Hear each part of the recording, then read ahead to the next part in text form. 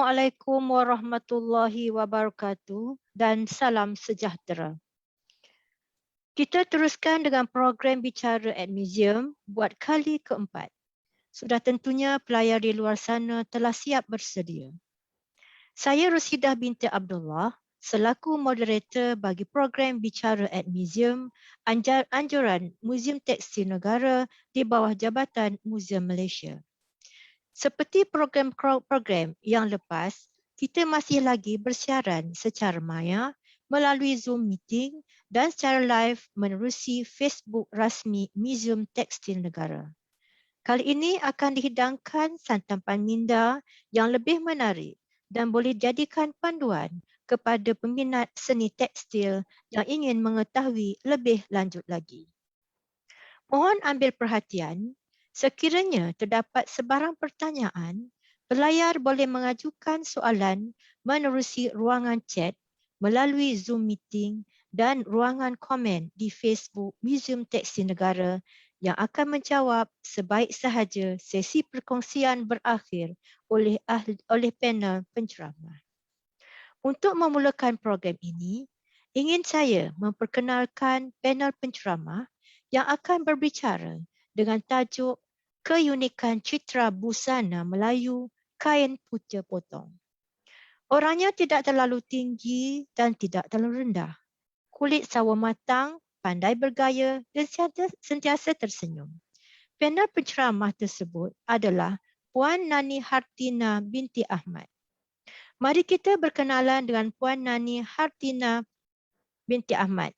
Beliau adalah anak kelahiran Kelantan, telah memulakan pengajian ijazah sarjana muda dalam bidang seni reka tekstil di Fakulti Seni Lukis dan Seni Reka Universiti Teknologi MARA, Machang pada tahun 2003. Beliau menyambung pengajian ijazah sarjana dalam bidang teknologi rekaan di UiTM Shah Alam Selangor. Dan sekarang sedang menyambung PhD dalam bidang pengajian reka corak berintegrasi di Universiti Putra Malaysia, Serdang, Selangor. Mula bertugas sebagai pensyarah di Fakulti Seni Lukis dan Seni Reka di UiTM Cawangan Terengganu pada tahun 2010 dan dinaikkan pangkat sebagai pensyarah kanan di UiTM Machang, Kelantan bermula 2004 sehingga sekarang. Antara pengalaman kerja yang lain adalah membuat 11 pembentangan berkaitan tenunan dan batik, membuat penyelidikan dan penerbitan juga di bidang yang sama di dalam dan luar negara. Selamat datang Puan Nani Hartina ke program Bicara at Museum. Apa khabar Puan? Baik, Alhamdulillah. Sihat. Seorang lagi anak muda yang sangat berkecimpung dalam bidang tekstil dan banyak ilmu yang telah diperolehi untuk dikongsikan bersama. Ingin saya mendahulukan serangkap pantun. Besar langit di tepi busut, besar tak muat di dalam peti. Besar hajat kami menjemput, besar niat di dalam hati. Oleh itu Puan dipersilakan. Okey, terima kasih. Bismillahirrahmanirrahim. Assalamualaikum warahmatullahi wabarakatuh. Terima kasih kepada Puan Moderator pada pagi ini dan terima kasih juga kepada pihak dan warga Muzium Tekstil Negara kerana sudi mengundang saya untuk program bicara di atas talian pada pagi ini. Sebelum saya mulakan, eloklah saya share skrin untuk pembentangan saya pada pagi inilah ya.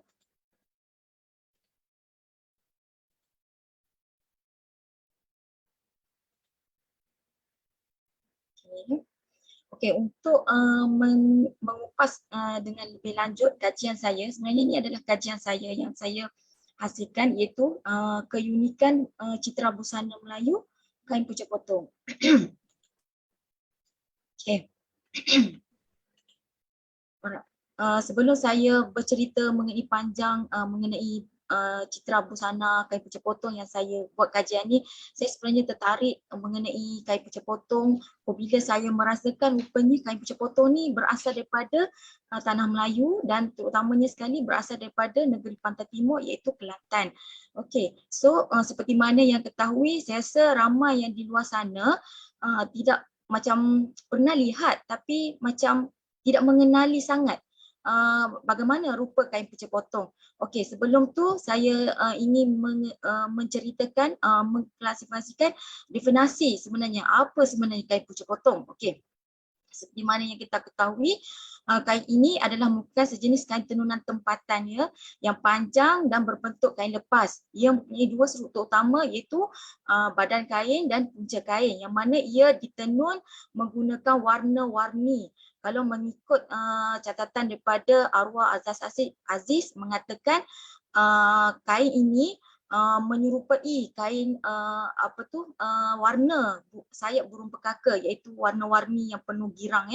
Okey, maknanya pada masa dahulu para penenun atau pereka telah mencampurkan elemen-elemen warna dalam untuk menghiaskan kain punca potong. Okey, dan kain punca potong dipanggil sebagai kain lepas kerana pada zaman dahulu kain ini tidak berjahit dan ia hanya dipakai menggunakan lilitan pada badan dan di hujung puncanya dilepaskan. Okey, so di sini saya ingin jelaskan rupa bentuk kain punca potong seperti mana yang saya sharekan dalam slide saya. Okey, pemakaian kain punca potong ni sebenarnya ia kain lepas atau kain yang berbentuk panjang yang dipakai oleh orang Melayu pada zaman dahulu yang dipakai secara berkembang. Okey, dan ikatannya dileraikan di bawah dan diselitkan dengan pending yang bila pending tu pakaian untuk inilah pihak bangsawan lah. Kalau pakaian orang awam dia hanya simpulan di dada dan dibiarkan huraian juraian punca kain. Okey. Di sini saya ingin jelaskan rupa bentuk punca potong seperti mana yang saya sharekan dalam slide ini, di mana ia terbagi kepada dua bahagian utama. Dua bahagian utama iaitu badan kain. Di badan kain tu maksudnya kat sini adalah inilah bahagian tengah dan di bahagian hujungnya punca. Punca kain ni antara kiri dan kanan mempunyai reka corak yang sama. Di sini saya sertakan dua jenis jenis kain yang saya nak tunjuk pada permulaan. Asas pertama untuk bagi pengenalan terlebih dahulu iaitu ada setengah kain yang mempunyai di hujung puncanya tiada corak ya, dan di setengah kain ia mempunyai corak yang dicantikkan lagi dengan teknik ikat lima. Okey. Kalau kita ikutkan pakaian zaman dahulu yang disebabkan ia dipanggil punca potong tu, bermaksudnya ialah cara pemakaiannya adalah corak yang diletakkan pada hujung tu berpotong, dia tak ada sambungan. Maksudnya kain di hujung punca tu dia ada sambungan tapi dia tidak berjahit. Okey, and then pada masa dahulu pakaian orang Melayu dahulu mungkin tiada alat-alat yang boleh membantu mereka untuk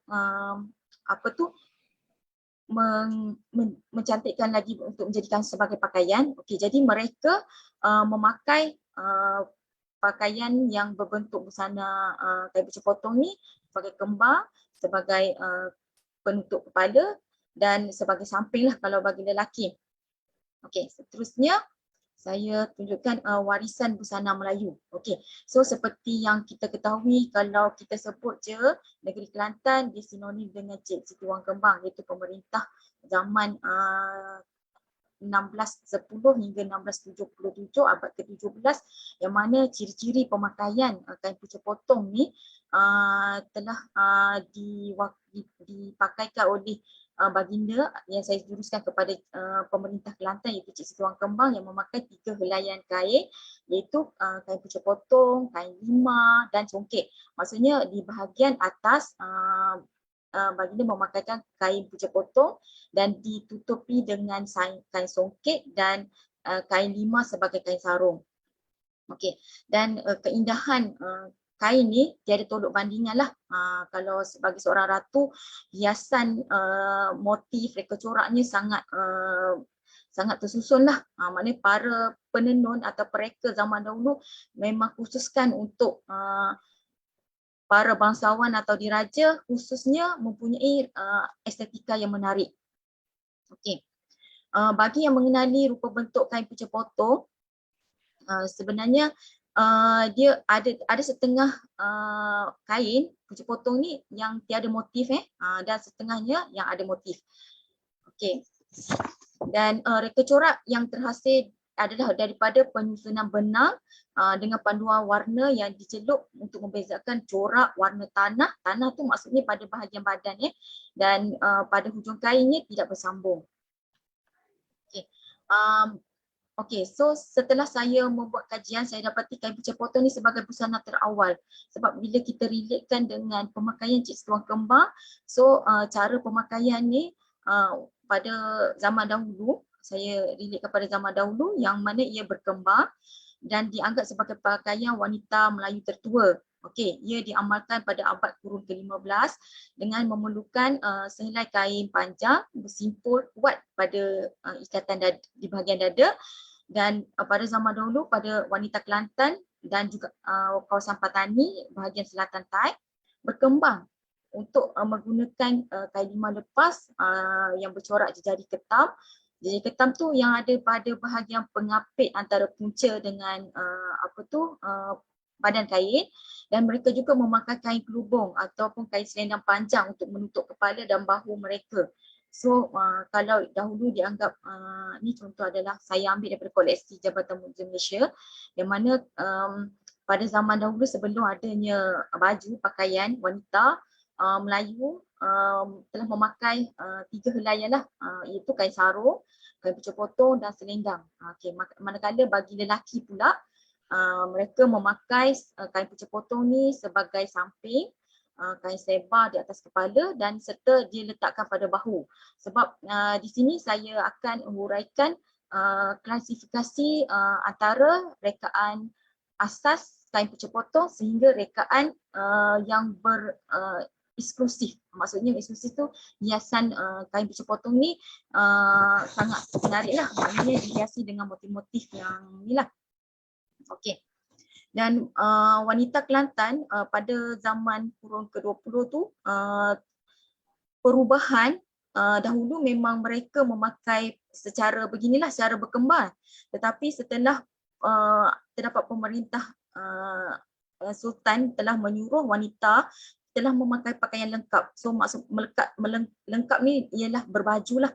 Baju maksudnya baju kurung lah lengkap Okey, pada zaman pemerintahan Sultan Mansur di Kelantan tahun 1890, baginda tidak berkenan dah cara orang inilah masyarakat berpakaian secara berkembar.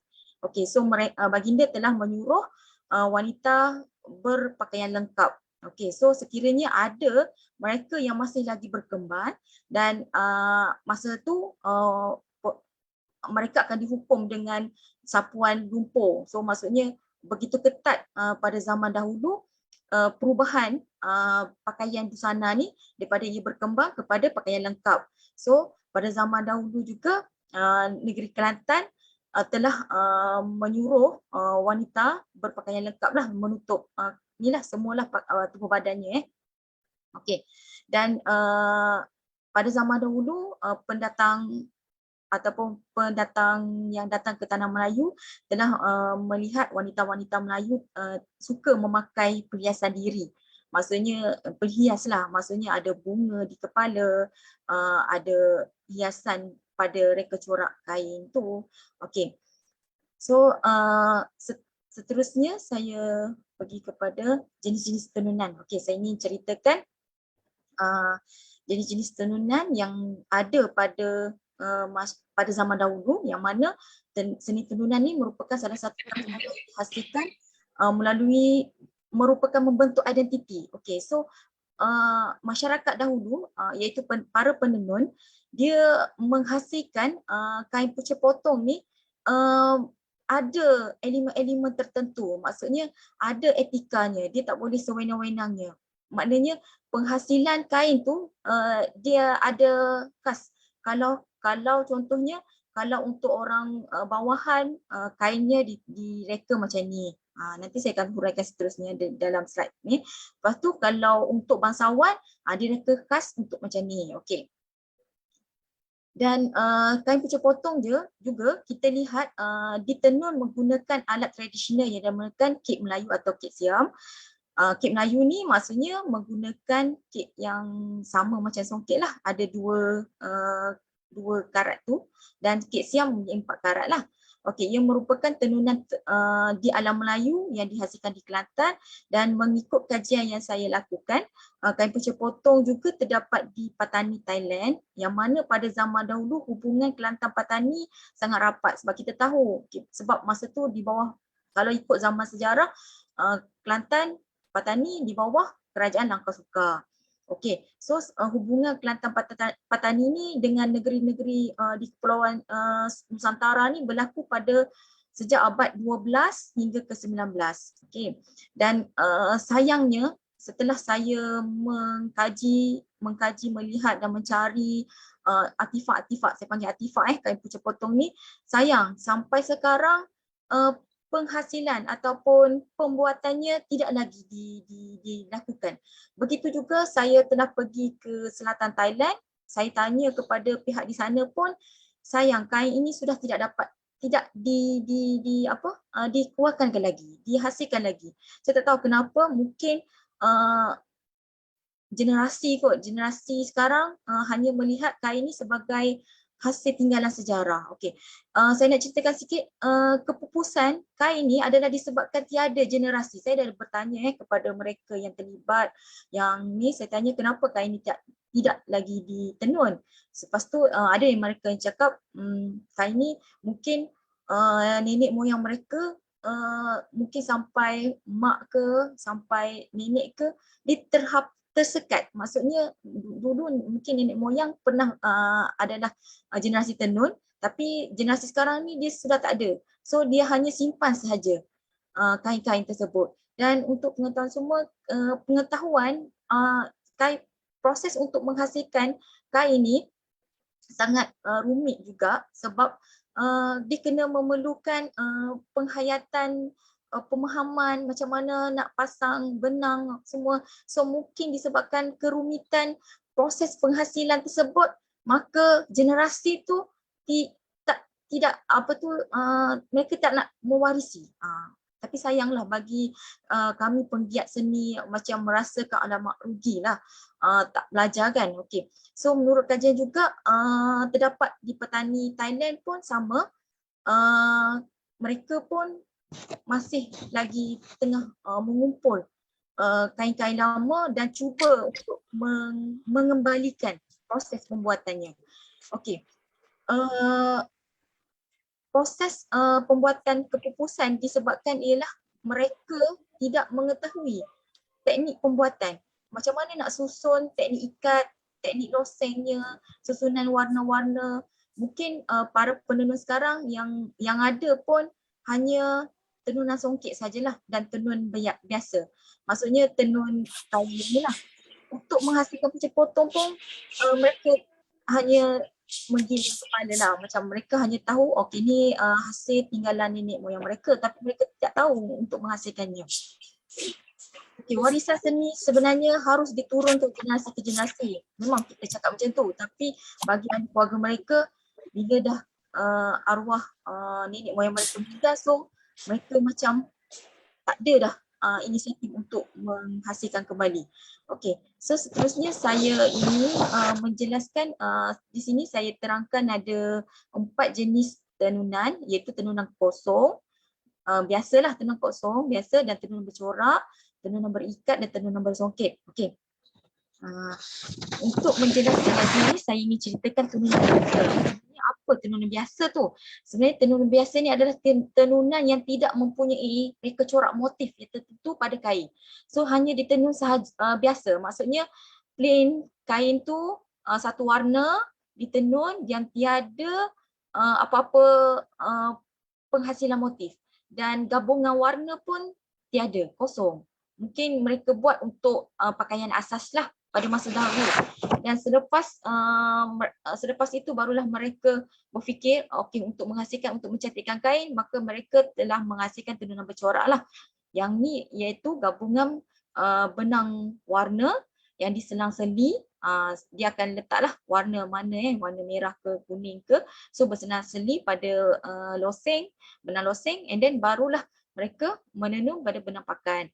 Okey, so maka hasilan daripada tenunan corak, sama ada corak jalur melintang atau jalur menegak, bila gabungan antara benang loseng dan benang pakan, maka terhasillah corak berpetak, iaitu corak setengah orang panggil corak berpetak, corak tapak jatuh, corak beragi.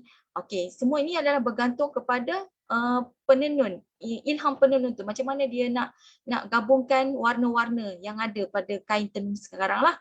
Okey, warna pun sangat menarik, maknanya orang zaman dahulu dia pandai matchkan warna-warna untuk menghasilkan yang terbaik. Okay.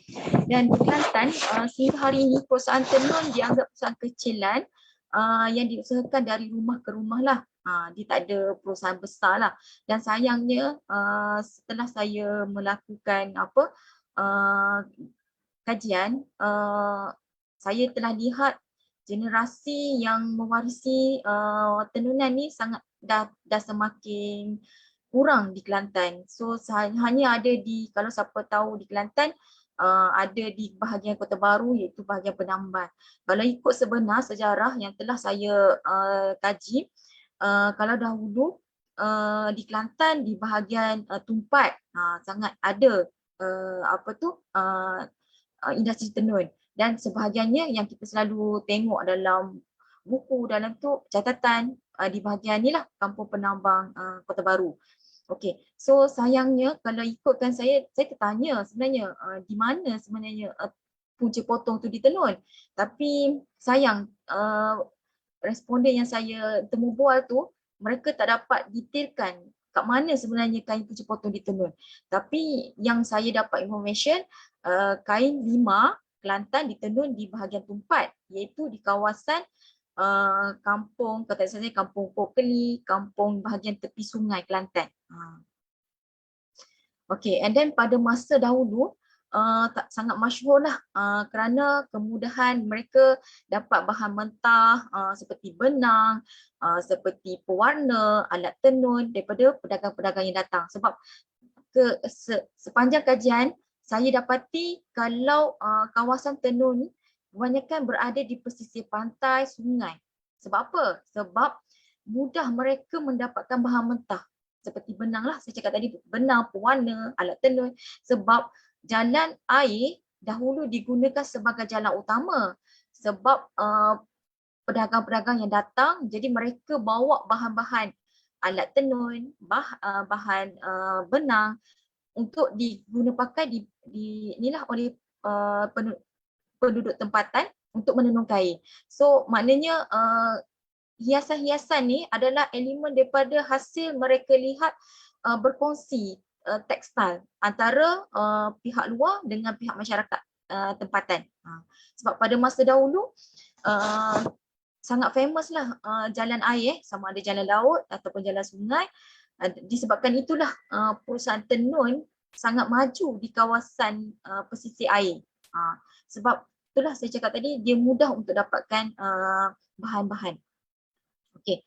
Dan kegunaan dan untuk kepentingan tekstil pada zaman dahulu ia tukaran bahan dagangan. Okey, sebab wujudnya peningkatan tenunan pada masa tu disebabkan permintaan, sebab mereka buat bahan dagangan lah, apabila siap mereka jual. Okey, orang datang berdagang, membeli dan menjual. Disebabkan itulah kadang-kadang kita lihat rekaan motif kita ada menyerupai di mana-mana tempat, menyerupai, tapi ilham penenun tempatan ni kadang-kadang ada juga yang berbeza. Okey. Dan kebanyakan tenun di Kelantan, terutama di Pantai Timur, Terengganu, Pahang, pada masa dahulu menggunakan benang kapas dan benang sutera. So benang kapas sangat murah harganya berbanding dengan benang sutera.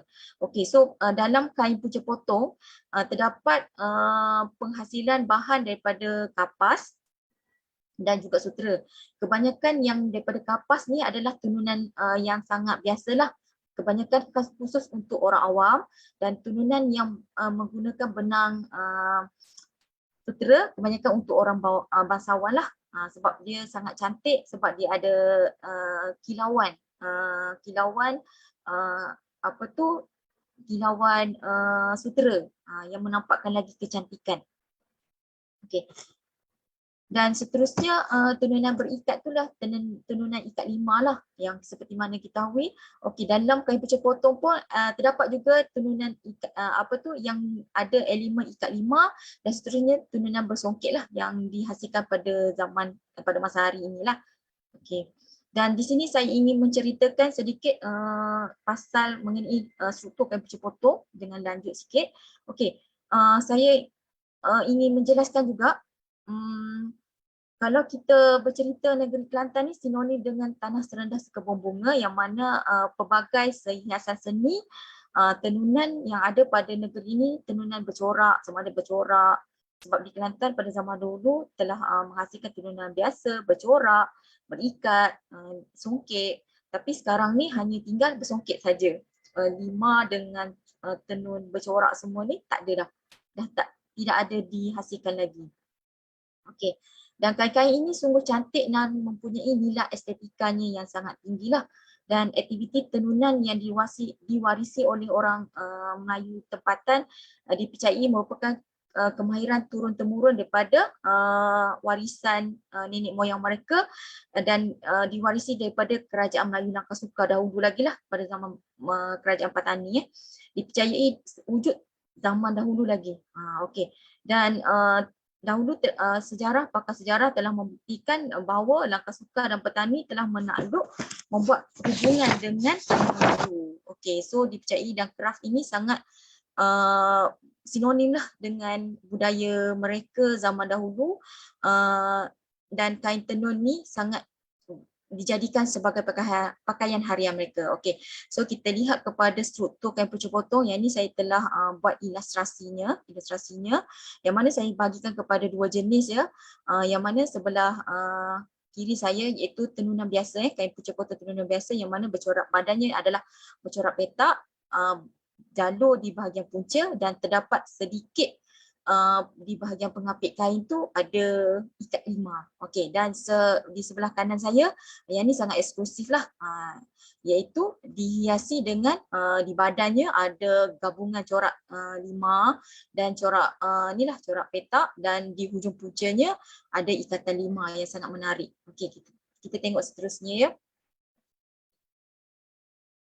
Okey, sebelum tu kain pucuk potong ni struktur utama yang macam saya tunjuk dalam slide tadi, dia sangat penting, dia ada pembahagian khusus motif-motif dia. Okey, yang ada di bahagian kesemua motif yang ada pada bahagian reka corak tu, di bahagian punca lain, di bahagian pengapit kain, pengapit punca kain dan badan kain lain, dan di bahagian badan kain pun lain. Okey, maknanya di sini ingin menjelaskan bahawa pereka atau penenun dahulu sangat menitik beratkan. Okey, so bagaimana dia meletakkan untuk melihatkan estetika yang sangat tinggi lah. Maknanya tiada motif yang sama berada dalam satu-satu kain. Maksudnya di badan, apabila dia menggunakan satu motif di bahagian badan, so bahagian puncanya tidak akan sama dengan bahagian badan. Ya. Okey, dan kain pucuk potong juga turut dikenali sebagai kain panjang yang berukuran 5 hasta. Okey, so saya telah ukur semasa kajian saya, terdapat ada sedikit perubahan lah mengikut saiz badan. Dia macam ni kalau penenun, ada orang menempah, mungkin badan dia sangat kecil ataupun sangat besar. So kain, kalau sangat besar, kemungkinan kain tersebut panjang sedikit. Dan mungkin sesetengah orang yang bertubuh kecil, maka kainnya agak pendek sedikit. Okay, so saya ambil secara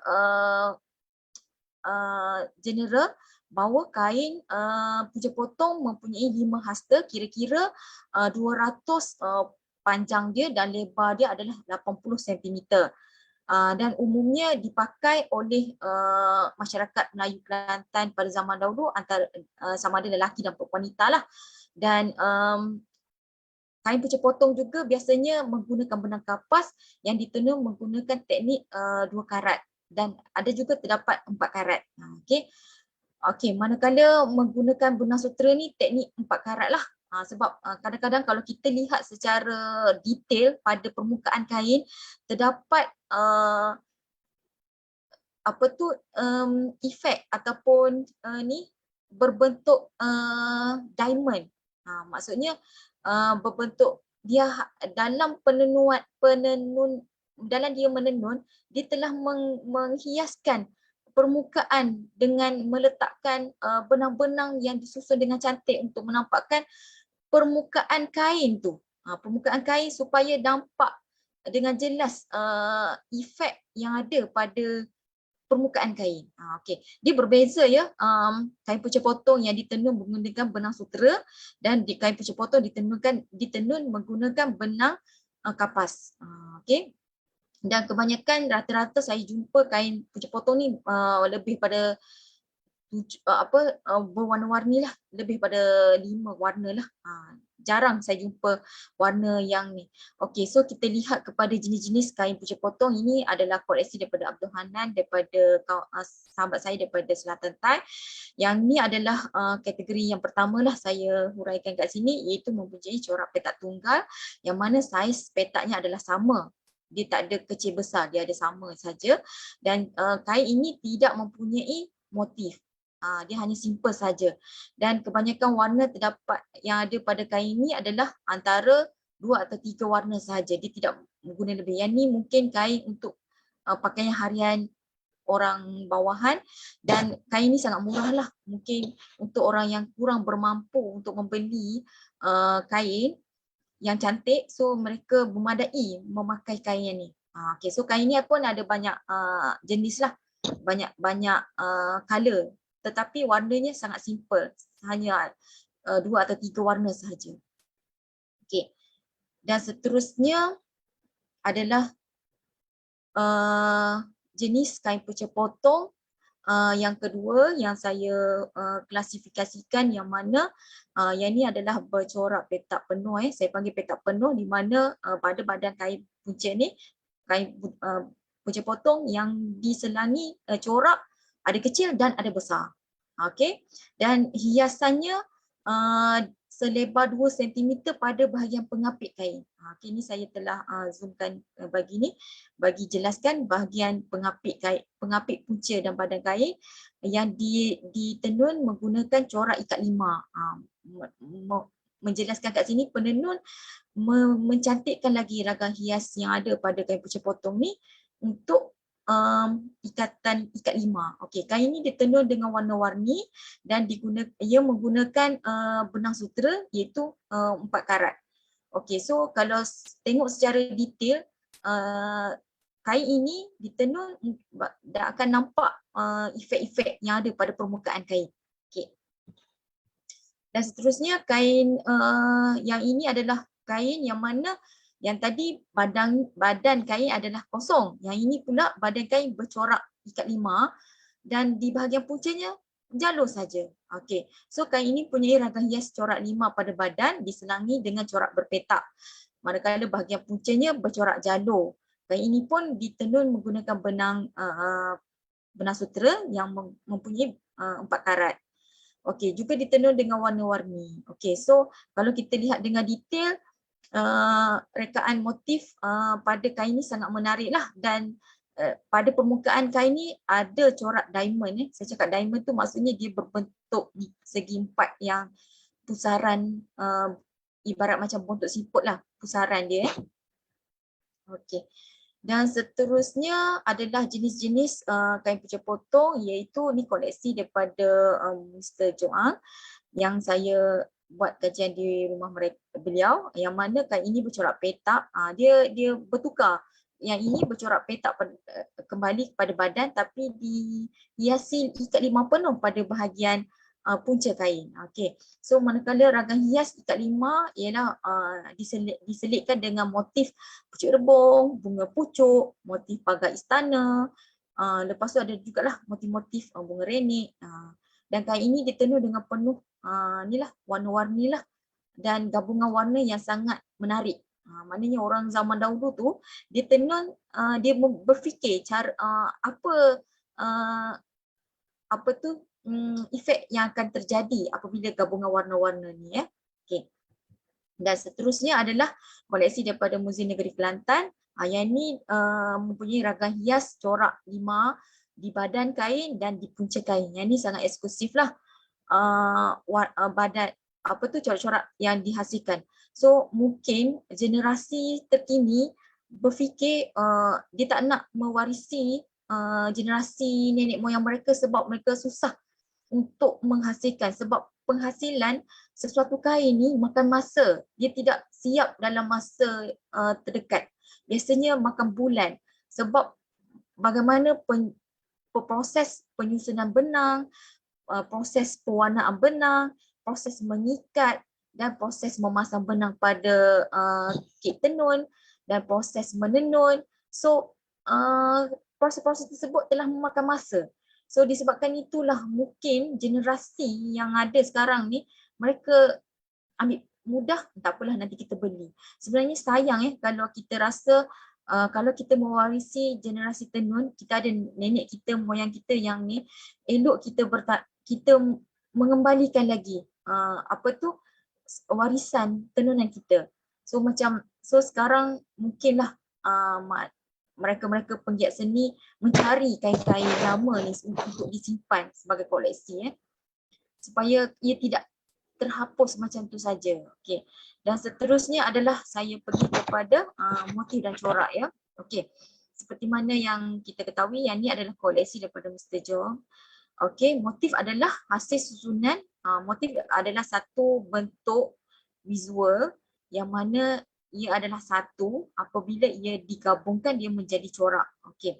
So motif yang dihasilkan mengikut susunan diklasifikasikan sebagai mengikut susunan yang satu atau berganda. Kadang-kadang kita panggil motif tunggal atau motif jalur, susunan berjalur atau susunan ni lah. Okey, so motif yang dihasilkan punya kaitan dengan simbol kehidupan. So ada setengah masyarakat dahulu mereka ada filosofinya bagaimana peletakan motif, macam mana, kenapa motif di badan kain yang kita lihat pada kain-kain kucing potong ni motif tunggal, motif satu saja, dia tak ada gabungan motif yang meleret-leret. Okey, so macam contohnya bunga matahari, bunga melur, dia letak pada satu-satu sahaja. Lepas tu di hujung puncanya pula dihiasi dengan corak jalur, ada setengah tu corak jalur dan ada setengah corak yang mempunyai ikat 5 penuh.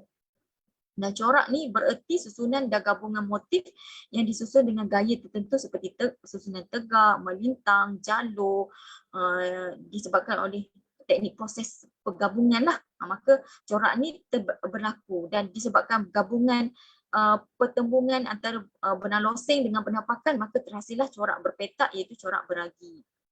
Okay.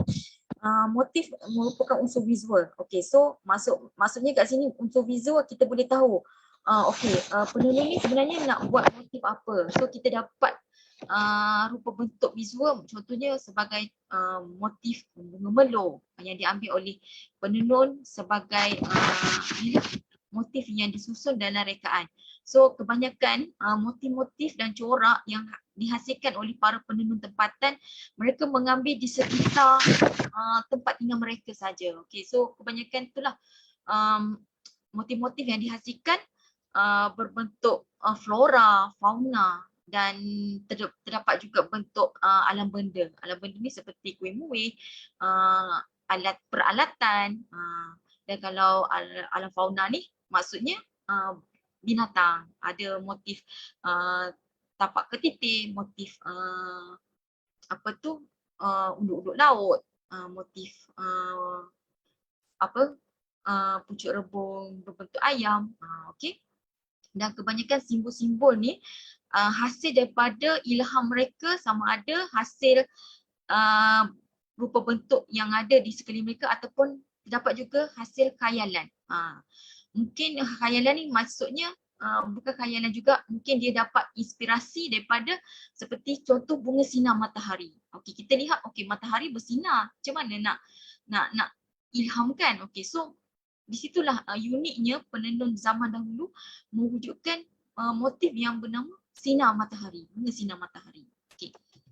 Okey, di sini saya nak jelaskan keunikan motif yang berada di atas adalah corak petak penuh dan yang di bawah pada puncanya adalah seperti contoh contoh bunga pucuk rebung, motif bunga pucuk. So yang keunikan di sini saya ingin jelaskan di mana susunan di bawah sekali susunannya adalah satu baris rekaan yang kebanyakannya bermotifkan seperti motif pagar istana, dan dinaik kepada level seterusnya kebanyakan ialah bunga pucuk. Seperti contoh kita melihat dalam satu pagar rumah ada bunga yang terhidang di depan mata kita, kita nampak bunga pucuk sebab dilindungi oleh pagar. Dan seterusnya orang Melayu juga telah menyifatkan peletakan motif pucuk rebung. Pucuk rebung yang kita tahu sangat sinonim dengan ibarat macam pepatah mengatakan melentur buluh daripada rebungnya. Okay, so daripada inspirasi tersebutlah orang dahulu telah meletakkan pucuk rebung ni di di hujung kain, kalau di kain sarung di kepala kain lah, kalau di kain pucuk potong di punca kain, untuk melambangkan yang bahawasanya kalau orang memakai ni rasa rasa macam sifat ingin mengetahui, ingin mengetuai sesuatu, macam itulah, macam ibarat macam orang orang meletup buluh biarlah dari rebungnya maknanya sifat ketua ataupun mengetuai sesuatu. Okay. Dan seterusnya adalah level bunga. Kadang-kadang terdapat juga suluh bunga, bunga gabungan naga berjuang, gabungan tapak ketitis, sisir ikan dan beraneka lagi lah. Okay. Yang ni kita lihat seterusnya adalah bunga sinar matahari. Bunga sinar matahari maksudnya kat sini orang dahulu telah membuat pancaran. Dia ambil ilham daripada pancaran sinar matahari. So dengan itulah dinamakan bunga sinar matahari. Dan bunga pucuk ni gabungan daripada motif-motif yang ada di puncak pucuk bunga. Okay. So sepanjang pengkajian saya terdapat juga macam kain yang terlalu lama disebabkan kita tak dapat nak identifikan okey ni motif apa sebenarnya, sebab kadang-kadang kain terlalu lama, ikat lima dia terlalu pudar untuk kita justifikan apa sebenarnya motif yang ada kat situ. Okey, so rekaan orang Melayu ni sangat unik lah, sebab di badan kain terdapat juga motif ikat lima.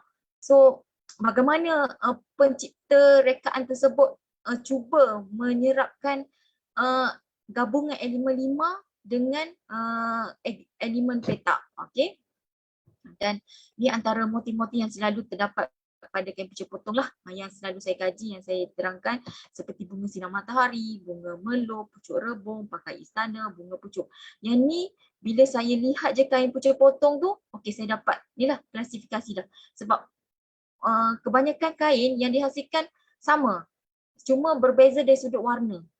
Peletakan motif adalah sama. Okey, contohnya kita lihat kita lihat kat sini ragam hias motif yang ada pada corak ni.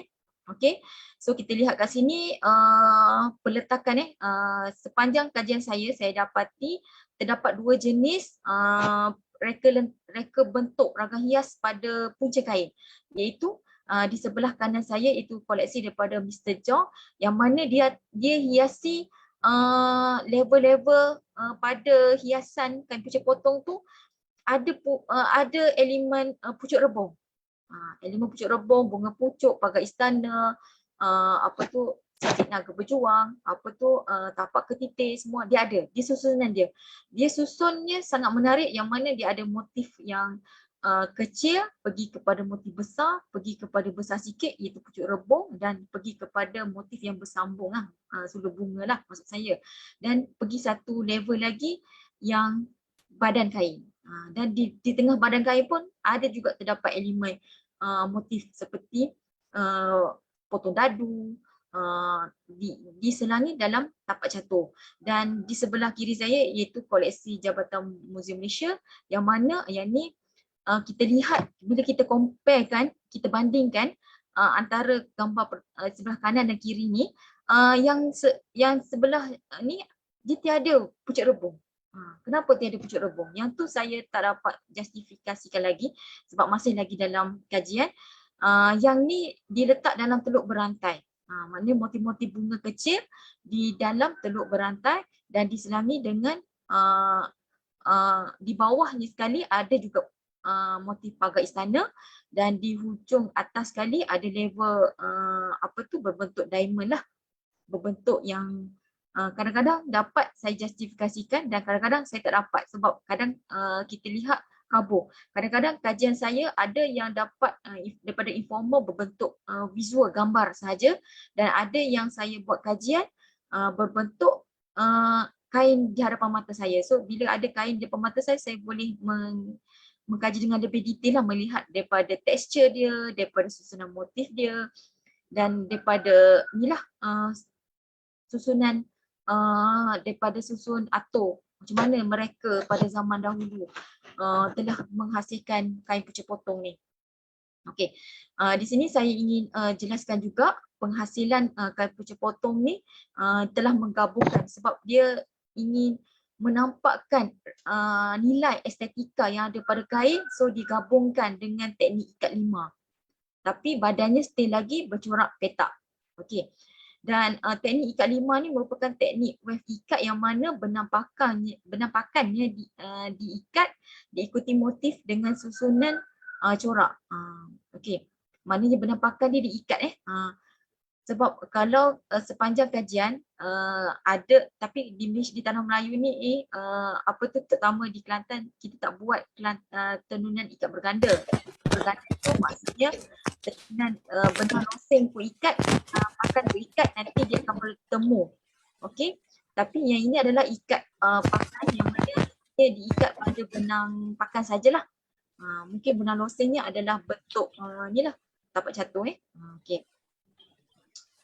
Dan seterusnya penghasilan kain pucuk potong ni sedikit dipengaruhi oleh elemen luar seperti saya cakap tadi, hasil daripada melihat kedatangan sharing kain sebab pendatang dahulu dia datang membawa kain, lepas tu bertukar idea. Tapi untuk kita lebih lanjut lagi, kadang-kadang penenun ni dia akan menghasilkan suatu identiti sesuatu tempat. So walaupun dia lihat okey ni kain, contohnya kain ni datang daripada luar, negara luar contohnya, tapi kita masih lagi menerapkan elemen tempatan sebab kita nak kekalkan identiti kita, identiti warisan kita, bahawasanya kain ni adalah kain tempatan, bukan daripada kain luar. Okey. Dan ragam hias reka corak yang ada pada kain ni, susunan gayanya sangat cantik, menarik lah. Terdapat ada corak realistik, gayaan abstrak. Abstrak tu maksudnya gabungan inilah pudar-pudar. Elemen limanya telah pudar, so kita tak dapat jelaskan lagi apa je sebenarnya. Okey. So dan juga gabungan daripada geometri. Geometri itu adalah corak petak lah. Okay. Dan ia disusun dengan di bahagian motif diambil daripada alam semula jadi yang mempunyai simbol aspek lambang, kepercayaan, pengaruh dan bersesuai dengan kedatangan agama Islam pada masa tu. Okay, so maknanya jarang kita lihat ada elemen-elemen fauna yang ada terdapat dalam kain. Dan di sini saya ingin jelaskan sedikit mengenai reka bentuk hiasan dalam kain picit potong, iaitu okey, so kat sini saya klasifikasikan sebagai reka bentuk gunaan dan reka bentuk estetik. Okey. Yang reka bentuk gunaan tu sebenarnya apa? Sebenarnya adalah yang mana mengutamakan kesempurnaan bentuk dan dapat digunakan. So maknanya dia tidak titikkan motif sangat. Dia hanya untuk kegunaan sebagai basahan. So dia tidak perlu motif yang terlalu syarat. Sebab dia sebagai pakaian harian, jadi motifnya tidak terlalu syarat. Disebabkan itu adalah reka bentuk gunaan. Maksudnya penenun dahulu dia sangat berfikiran kreatif dalam penghasilan, yang mana rekaan gunaan ni dia memang khusus untuk orang awam yang pakai sebagai harian dan untuk bekerja. Maksudnya pakaian yang mereka pakai ni tahan lasak. Tahan lasak, sebab itulah mereka, kebanyakan kain yang daripada reka bentuk gunaan ni ditenun menggunakan benang kapas. Sebab benang kapas ni sangat kukuh dan sangat ni lah tahan lasak. Dan seterusnya reka bentuk estetik. Reka bentuk estetik ni ialah mementingkan unsur ragam hias, keindahan pada kain tersebut. Yang ini adalah level-level orang bangsawan lah. Yang ni adalah koleksi Mr. Chong, yang di sebelah kiri saya adalah koleksi Puan Rosnawati daripada Kelantan. Okey. Di sini kita dapat lihat dengan jelas susu atur rekaan untuk melihatkan estetika value yang ada dalam kain. Yang mana seperti saya jelaskan tadi, susu atur daripada level pertama bawah punca kain tu motif yang biasa dan naik kepada motif yang teluk berantai yang ada dalam tu ada motif-motif ni, and then pergi kepada motif pucuk rebung dan pergi kepada motif yang ada hubung kait. Maksudnya ada macam hiasan repetition, ulangan yang menarik lah. Dan di badan kain pun ada diletakkan dengan motif single motif atau motif tunggal. Sebab apa kain ini direkakan macam tu? Sebab dia dah lihat dah kain ni padat dengan warna yang sangat penuh dan hiasannya pula gabungan corak petak. Jadi sebab itulah kain ni direka oleh penenun zaman dahulu dengan susu atur yang menarik. Okey. Dan nilai estetika yang ada pada rekaan yang saya dapat jelaskan di sini adalah kain tenun, kain pucuk potong ni memiliki kelebihan tertentu istimewa dari sudut pembuatan. Berikutan rakyat dahulu sangat terkenal mewarisi bakat sebab pada penenun dahulu mereka telah berfikir macam mana susu atur reka letak sesuatu motif. Maksudnya dia ada nilai dia dan kemahiran mereka sangat tinggi. Mereka mengira satu-satu. Contohnya katakanlah mereka nak buat benang loseng mereka ada berapa color dan dimasukkan dan benang pakan mereka yang diikatnya dekat mana. So yang kat sini saya kagumnya pada kain pucuk potong ni, pertemuan motif yang berada di inilah di badan kain ni terletak cantik, motif yang tersusun elok supaya pada pandangan penciptanya, para pemakainya sangat menarik lah. Maknanya bila kita memakai susu atur puncanya jatuh melerai ke bawah dan badannya terletak cantik. So motif-motif kebanyakan yang ada pada badan kainnya tidak diletakkan motif yang besar, kebanyakan motif kecil-kecil. Seperti mana yang ada dalam gambar yang saya terangkan ni lah. Okey, so kepandaian tukang tenun pada zaman dahulu ni sangat mahir, kerajinannya mencipta dan menjatuhkan untuk ke arah tuju industri kreatif negara. Maksudnya zaman dahulu lagi kita dapati bahawa motif dan reka corak yang dihasilkan ni sangat berestetika. Susun letaknya yang teratur, dia telah mengkaji. Okey, contohnya katakanlah kain ni ditempah oleh orang bangsawan. So mereka telah mereka khas untuk seseorang bangsawan. Kalau ikut kajian yang saya lakukan, ada responden yang telah mengatakan dalam tembuan saya, kalau ikut pada zaman dahulu, sekiranya orang yang level kenamaan telah mewarisi, menempah kain pada sesuatu penenun. Jadi dia akan menceritakan apa yang dia nak. Okey, so penenun tu akan melihat karakter orang tersebut. Orang tu adalah orang yang berbadan besar ke ataupun badan kecil. So dia akan tengok, dan kebanyakan saya dapati, sepanjang saya membuat kajian, saya dapat satu temu bual yang mengatakan kain ni khas untuk orang tertentu. Maknanya yang dia ciptakan kain ni adalah untuk, katakanlah contoh, bangsawan, orang kenamaan tu adalah orang yang contohnya ketua kampung lah, ketua kampung, ataupun orang yang berada dalam golongan diraja. So khas tu adalah khas untuk motif golongan keluarga tersebut. So maknanya motif yang lain tu dia akan ubah sedikit untuk level orang lain pula. Itu adalah hasil kajian yang saya dapat lah. Okey, ni adalah saya ingin selitkan sedikit pemakaian kain pucuk potong pada masa kini. Disebabkan kita dah tak boleh membuka aurat kan, sebab kalau dahulu berkembar. Tapi sekarang ni kita boleh menstyliskan pemakaian kain pucuk potong seperti yang saya tunjukkan dalam gambar ni adalah rakan-rakan saya, yang mana kalau untuk wanita, kalau kita pakai dengan busana, baju kebaya ataupun sarung, mungkin kita jadikan dia sebagai selendang. Okey, kita tak boleh dah nak pakai berkembang sebab kita dah ada baju lengkap. Okey, untuk lelaki pula, untuk lebih nampak sopan, mungkin dia dipakai sebagai samping. Okey, samping, dan juga di atas kepala sebagai kain sebar ataupun semutar. Kain pucuk potong ni kalau yang kecil sikit bidang dia, so dia boleh buat dia sebagai semutar. Okey, so kadang-kadang depend pada orang pemakai, kadang-kadang dia meletakkan juraian punca di tepi, dan ada juga yang memakai letakkan juraian puncanya di tengah. Okey, kalau mengikut tradisi Cik Situang Kembar, dia meletakkan juraian puncanya di tengah, di hadapan dadanya untuk menampakkan aliran flow yang jatuh kain tu cantik. Depend pada masing-masing lah.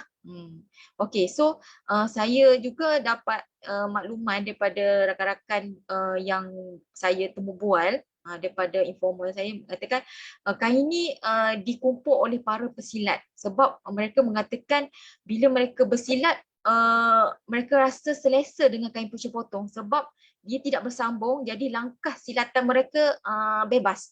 Kalau mereka memakai sarung, dia sempit, jadi mereka susah nak buka langkah silat. Okey.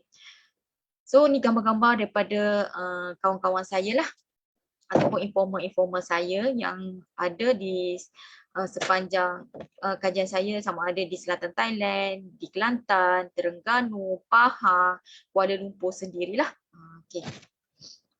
Dan seterusnya, ni coretan kajian saya. Okey, ni saya bersyukur sebab kajian yang saya lakukan ni alhamdulillah mendapat sambutan, sebab bila saya bertanya kepada orang-orang tertentu, mereka mengatakan oh ada simpanan, dan kebanyakan hasil-hasil kajian saya bermula daripada muzium. Saya berterima kasih kepada muzium kerana banyak membantu bagi informasi dan gambar-gambar, dan juga saya membuat kajian di rumah perseorangan seperti di rumah Mr. John, dan juga saya juga turut pergi ke Kelantan di rumah saudara Encik Azizi di Pasir Pekan.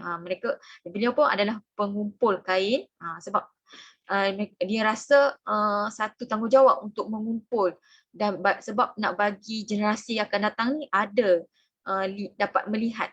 Dan seterusnya saya pergi ke selatan Thailand sendiri untuk melihat persamaan, dan setelah saya dapati kain pucuk potong di Kelantan, di selatan Thai sama, tak ada perubahan. Maksudnya sebab pada zaman dahulu diorang hubungan antara Kelantan dengan Patani sangat rapat, so pemakaian mereka pun samalah. Okey, ni coretan kajian saya. Banyaklah alhamdulillah saya dapat, kalau ikutkan kajian kain pucuk potong ni, saya rasa lebih beratus lah.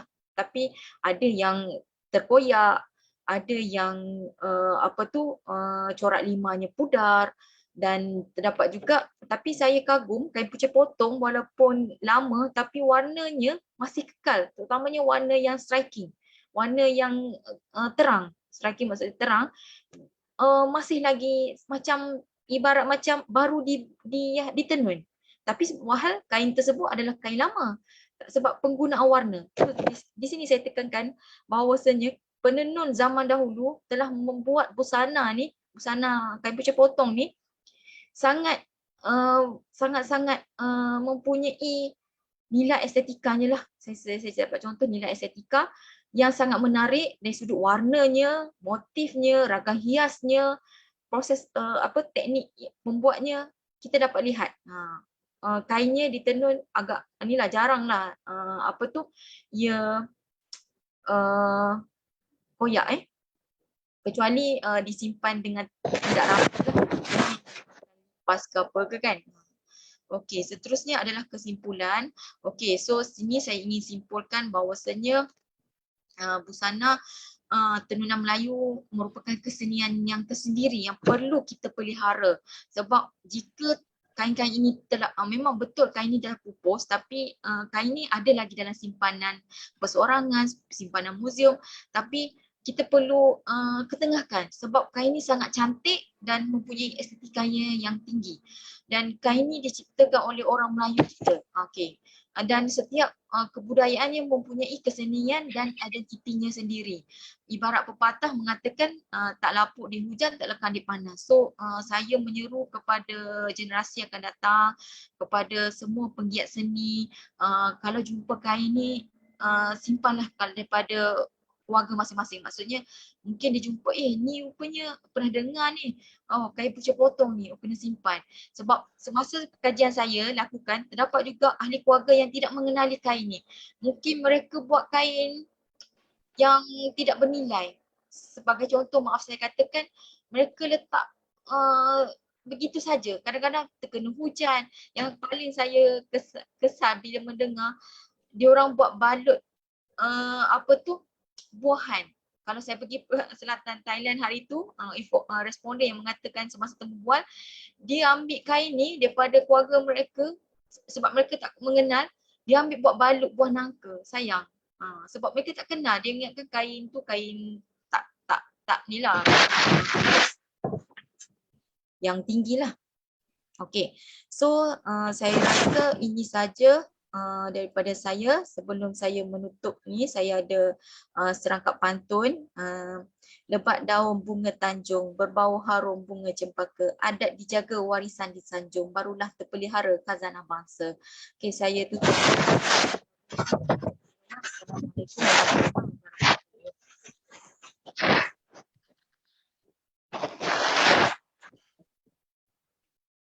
Okey. Begitu indah ilmu yang bermanfaat yang telah disampaikan oleh Puan Nani Hartina. Kalau sebelum ini ada yang tidak kenal apa itu kain pucuk potong dan jenis-jenisnya, tetapi kini telah diketahui dan memahaminya. Harapan semoga ianya akan sebati di dalam sanubari dan dijadikan wadah untuk masa akan datang. Jika penonton ada soalan, sila tinggalkan persoalan di ruangan komen Facebook agar pembentang dapat menjawab terus dan jika tidak berkesempatan akan menjawab selepas tamat program. Di sini saya ada beberapa soalan yang akan ditujukan pada Puan Penceramah.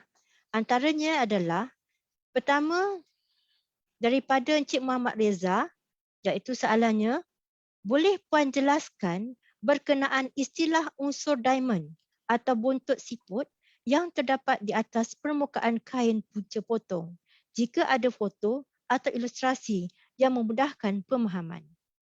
Silakan Puan.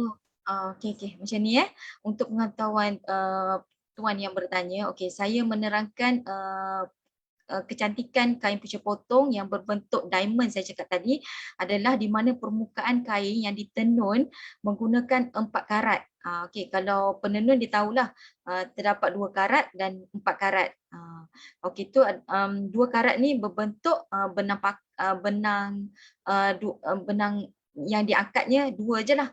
Kalau yang 4 karat ni dia ada benang 1, benang 2, benang 3, benang 4. So dia akad masa menenun tu akan membentukkan segi 4 diamond. So dekat sini minta maaf sebab gambarnya terlalu masa saya ambil ni, saya ambil overall, saya tak zoomkan. Jadi gambar yang ada pada saya dalam slide ni semua gambar yang reflect pada motif yang jauh. Jadi saya nak tunjuk kepada tuan detail berbentuk bentuk siput tu sebab dia bila kita lihat pada permukaan kain tersebut yang mana dia ada bentuk diamond tu berulang-ulang. Jadi itu akan mencantikkan lagi. So saya terfikir penenun zaman dahulu sangat kreatif yang mana dah dia membuat motif dan susunan reka corak dan pada permukaannya telah mendapatkan reka apa tu efek lagi kepada permukaan kain. Itu je saya rasa boleh jelaskan. InsyaAllah kalau ada masa lagi di kemudian hari mungkin saya akan share dalam Facebook saya ke macam mana rupa bentuk diamond ataupun bentuk siput tersebut. Kebanyakan kain yang ada bentuk siput ni yang ditenun menggunakan benang sutera. Kalau benang kapas tu biasa saja sebab level orang memakai tu level bangsawan sebab dia nak mencantikkan lagi. Itu je saya rasa. Saya rasa menjawab kepada tuan yang bertanya. Okey, untuk soalan nombor 2 oleh Encik Ramlan Ramli. Soalannya, adakah kain potong, punca potong mempunyai corak-corak yang tertentu? Okey. Seperti mana yang saya jelaskan, sebab kain punca potong setelah saya mengkaji, saya telah mengklasifikasikan kepada 5 kategori. Dalam slide saya tu tadi saya dah jelaskan 5 kategori. Kategori pertama rekaan untuk gunaan dan rekaan untuk estetika. Jadi motif-motif yang dihasilkan untuk gunaan tiada. Dia hanya corak saja. Sama ada corak petak penuh atau petak tunggal. Kalau yang rekaan gunaan ni dia mempunyai motif. Motif-motif tertentu tu seperti inilah level-level dia kan di puncanya untuk menaikkan seri lagi dia ada level bagaimana hiasan letak, reka letak motif pagar istana, lepas tu naik ke level keduanya ada bunga pucuk dan level ketiganya pula ada pucuk rebung dan level seterusnya ada motif-motif yang membezakan antara badan kain dan punca kain. Dia ada satu seperti ada setengah kain yang ada selumbar nibung, ada setengah kain yang ada motif tapak ketitir, ada setengah kain yang terdapat motif sisi ikan. Itulah reka-reka letaknya ada yang tersendiri di setiap kain. Saya rasa menjawab soalan tuan tadi. Okey, untuk soalan seterusnya daripada Puan Zaitun Isa. Soalannya, apakah kaedah yang digunakan untuk membuat pengiraan karat dalam tenunan sutera? Ni bagi pandangan saya lah sebab saya belajar tenun juga tapi untuk detail sangat sebagai ahli pakar penenun tu tak adalah sangat. So bagi yang saya belajar untuk mengira tu dia ada pengiraan tertentu. Sebelum kita memasukkan benang losengnya kita kena kira dulu jalur-jalur yang akan dimasukkan ke dalam karat tersebut. Okey, dia berbezalah. Maksud saya sebab kain ni saya hanya belajar teori, saya hanya belajar melihat dan daripada hasil pengajian saya daripada sudut tenunan dia ada pengiraan tertentu.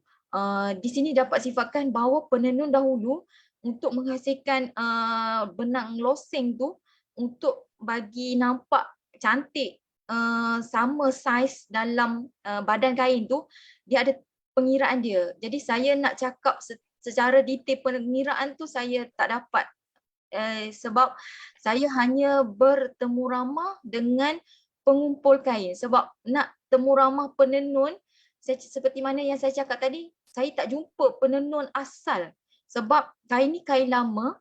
Kain di zaman kalau kat Kelantan saya ada tanya kain ni telah habis apa tu tamat penghasilan. Tamat macam maksud saya penggunaannya tidak dihasilkan lagi pada lewat 80-an, kalau tak silap saya 80-an, bila 90-an tu dah ada yang maksudnya dah ready, dah ada yang ada. Tak ada penenun dah. Sebab itulah saya tak boleh nak putuskan pengiraan yang detail benang karat tu. Yang saya tahu untuk mendapatkan benang efek diamond tadi dia memerlukan 4 karat dan kalau tenunan biasa 2 karat. Saya rasa dapat membantu kot puan yang bertanya. Okey, soalan seterusnya daripada Ida Yu Ibrahim. Bagaimana cara tepat untuk kenal pasti ciri-ciri kain pucuk potong? Adakah dari warnanya ataupun dari corak jalur lebar iaitu dalam 2 inci, 2 sentimeter? Okay. So untuk pengetahuan semua, kita nak mengenal kain pucuk potong yang paling asas utama adalah kita lihat terdapat 2 bahagian struktur, iaitu bahagian badan kain dan punca kain. Itu adalah ciri utama sekali. Kalau katakanlah contoh penenun akan datang, cuba nak menghasilkan pucuk potong, tiba-tiba mereka tidak memasukkan struktur utama iaitu badan kain, punca kain, memang kita tak boleh panggil lah kain pucuk potong. Sebab setiap rekaan kain kita, kain Melayu kita ada strukturnya. Sebagai contohlah, contoh kain sarung pun ada strukturnya, kain lepas, batik lepas pun ada strukturnya, kain tenun pucuk potong pun strukturnya. Dan saya dapat terapkan kat sini, struktur utama adalah ciri utama kain pucuk potong untuk melambangkan identiti kain tersebut. Dan peletakan motif tu adalah hasil kreativiti.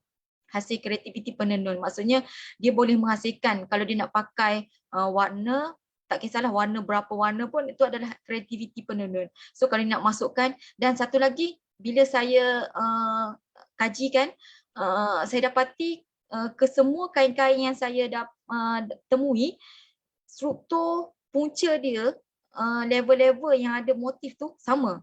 Okey, so dia tak berubah kecuali warna sahaja. Dia perubahan di sudut penggunaan motif susunan corak, corak penuh dengan corak tunggal. Dan selepas tu memang sama. Macam saya cakap tadi dalam slide saya, terdapatnya motif pucuk rebung, bunga pucuk. Bila kita lihat ni kain pucuk potong sama saja. Di situ ada satu ciri-ciri lah selain daripada penggunaan warna dan struktur. Yang paling saya tekan kat sini adalah struktur. Kalau kita ikut struktur, dia akan lari. Dia tak boleh panggil pucuk potong lah. Saya rasa menjawab Cik Dayu. Okey, seterusnya daripada Cik Muhammad Reza daripada Zoom Meeting. Soalannya, jika diperhatikan dari segi struktur dan reka bentuk kain pucuk potong yang terdapat di dalam slide-slide puan ini, adakah kain songket atau kain tenun lain yang mempunyai punca di hujung kedua-dua belah kain dikategori sebagai punca potong? Ya, bagi pandangan saya lah, setelah saya mengkaji, setelah saya berjumpa dengan pakar, mereka mengatakan punca potong juga. Sebab dalam punca potong ni ada 5 punca potong, ada songket punca potong, ada pelangi punca potong. Jadi dia sebenarnya definisi kain punca potong ni dia terletak pada struktur yang kita lihat badan kain, punca kain. Jadi kalau kita terjumpa songket, kita akan panggil songket punca potong. Saya rasa dapat membantu tuan. Kalau saya silap, minta maaf, mungkin kajian saya masih belum mendalami lah. Saya rasa menjawab kot. Okey, soalan seterusnya daripada Sylvia. Bagaimana cara penggunaan kain? Adakah disimpulkan atau dipinkan dengan pin untuk digunakan secara berkemban atau oleh pemakai? Okey, kalau kita lihat zaman dahulu, sebab zaman dahulu dia tak ada pin apa semua, dia hanya simpulan. Ikatan yang dia ikat pada dada tu kena ikat kuat-kuat. Kalau tak nanti dia terurai. Jadi dia ada ikatan khusus dia lah. Mungkin ikatan yang amat kuat lah. Dan keunikan satu lagi, orang zaman dahulu dia tidak memakai bantuan tali pun. Maksud saya bila ikat dan ada tali untuk ni tak ada. Dia hanya ikat simpulan di dada ni, contoh cara berkemban, hanya ikatan macam tu je. Dia akan, sebab bila dah pakai hari-hari, so dia akan rasa selesa dengan ikatan yang dia ikat tu. Sebab tu adalah pakaian harian mereka pada zaman dahulu lah. So ikatannya, simpulannya, dia ada cara dia lah. Mungkin ikatan tu tak akan terlerai sebab dia dah ikat dengan kuat, dengan ketat maksud saya. Begitu juga dengan ikat ditambah aksesori seperti dia pakai pending untuk aksesori yang menarik lah. Mungkin kalau kita tengok pakaian Cik Siti Orang Kembar, dia ada pakai hiasan perhiasan iaitu pending di bahagian pinggang untuk mencantikkan lagi busana tersebut. Saya rasa menjawab rasanya. Okey, soalan seterusnya daripada Puan Zubaidah Sual. Puan setuju tak kalau saya katakan semua kain turunan yang tidak disambung kedua-dua punca disebut kain punca potong?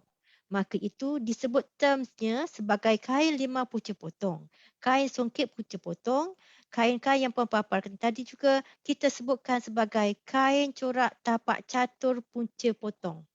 Ya, saya setuju dengan pandangan Puan Zubaidah yang lebih pakar lagi daripada saya.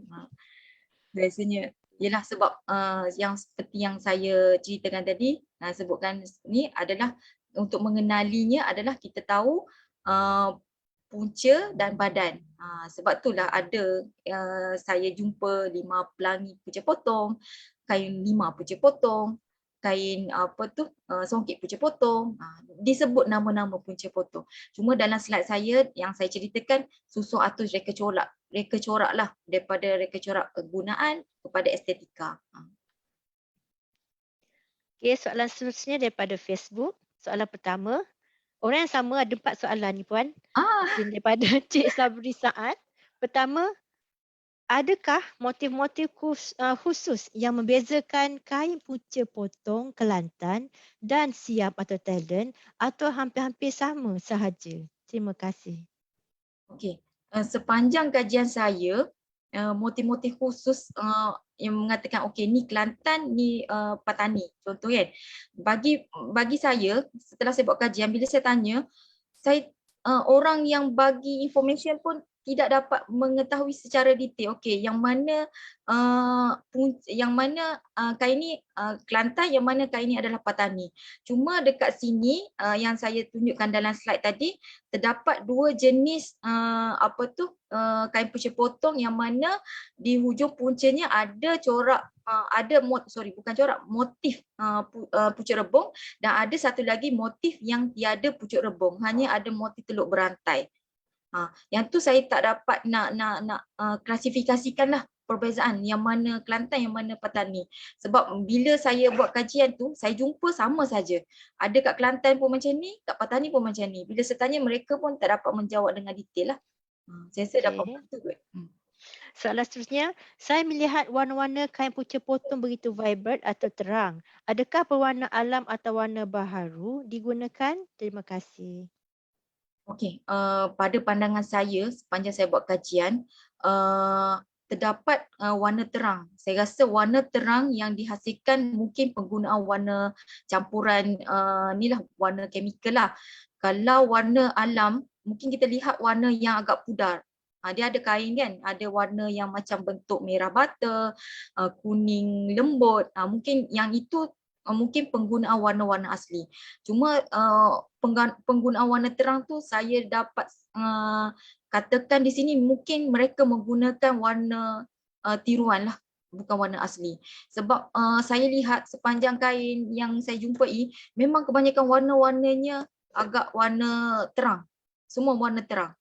Kecuali warna mungkin kain tu agak pudar, motif 5 pun agak nampak sama-sama, mungkin adalah penggunaan warna semula jadi bagi saya lah. Sebab saya katakan ni adalah based on saya buat kajian. Puan, ada 2 soalan lagi, harap dapat dijawab dengan ringkas. Ah, Iaitu yang ketiga, dari sudut fashion jika dikomersialkan, adakah penggunaan kain punca potong hanya khusus buat selendang atau atau pelengkap sahaja? Jika dipotong buat baju, adakah struktur kain punca potong akan rosak keindahannya? Terima kasih. okey, bagi saya lah, pandangan persendirian saya memang akan rosak. Tapi kalau seseorang mereka tu uh, pandai mengambil sesuatu pola, mungkin dia boleh letakkan motif, mungkin ni pandangan saya, mungkin dia boleh letakkan motif puncanya sama-sama punca, mungkin dia di bahagian belakangnya adalah badan kain. Mungkinlah sebab saya nak kata uh, ni sangat sebab sayanglah sebab kain punca potong kebanyakan ditenun saiznya tidak besar dan hanya khas untuk level apa hanya untuk selendang ataupun kembang ataupun buat samping untuk dijadikan pakaian mungkin. Cuma saya nasihatkan kepada para pereka, jika nak ambil kain-kain lama, please tolong tengok estetika sedikit sebab sayang kalau kita main ambil je cantuman motif yang tidak serupa, tiada sama. Maksudnya ambil badan, tiba-tiba ambil punca. Jadi connection antara pola tu lari. Jadi macam kita akan jadi tak boleh ni lah susah nak klasifikasikan ni dia ambil daripada inspirasi kain punca potong ke apa ke. Mungkin kain tu kain yang meter yang panjang, kita tak boleh nak jangka lah. Bagi saya agak sayang lah kalau sebab kain tu tenunan susah nak buat dan dia memang ni dia elok dipakai untuk selendang ataupun ni. Tapi mungkin mereka akan berinovasi, mungkin bolehlah masa depan. Tapi kena jaga nilai-nilai identiti sebenarnya kain tersebut. Puan, soalan last sekali. Adakah ada motif-motif mistik atau cerita di kain punca potong seperti kain cinta atau kain lima? Saya bagi seminit je Puan sebab masa Ya dah ke? interview kita. Okey. Dia macam ni, ni saya cerita, saya tak tahu sama ada betul ke tak, tapi daripada dapatan kajian, yang ni hanya dengar-dengar je lah. Mereka cerita penghasilan mereka letak mereka kain punca potong ni, dia ada mistik juga sebab dia diguna pakai untuk perubatan. Jadi disebabkan kita tahu cindai kan ada untuk perubatan, tapi kain punca potong pun ada juga dibuat untuk perubatan. Maknanya kalau orang sakit bila pakai ataupun diletakkan mungkin naik aura, mungkin. Tu yang saya dapat daripada hasil kajian lah dan susun letak motif-motif tertentu. Maknanya kalau penenun tu dah warisi motif ni khas untuk keluarga ni, so keluarga lain tak boleh nak ni ada unsur mistik. Maknanya ni adalah kain yang dikhususkan untuk keluarganya. Macam itulah. Okey, saya rasa setakat inilah soalan yang saya dapatkan bacakan kepada pelayar. Okay, ucapan terima kasih pada pembentang kerana sudi berkongsi ilmu hasil daripada penyelidikan dan pengalaman yang begitu fokus untuk dikongsikan kepada kita semua. Terima kasih juga kepada para pelayar yang masih setia bersama secara maya bagi program ini. Untuk makluman juga, terdapat satu lagi program yang akan dilaksanakan oleh Muzium Tekstil Negara iaitu kursus asas jahitan baju kurung pada 26 Oktober 2021 pada jam 10 pagi hingga 12.30 hari. Untuk lebih terperinci, mohon penonton layari laman sesawang Jabatan Muzium Malaysia dan media sosial di mana poster dipaparkan.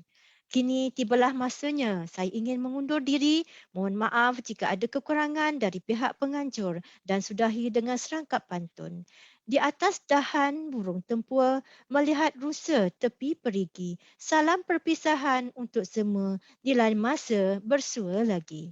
Teruskan kesetiaan anda dengan menonton program permuziman yang kami bawakan. Akhir kata kami tinggalkan anda. Hashtag kita jaga kita. Hashtag muzium kita, tamadun kita. Oleh itu, wabillahi taufiq wal hidayah. Wassalamualaikum warahmatullahi wabarakatuh. Waalaikumsalam warahmatullahi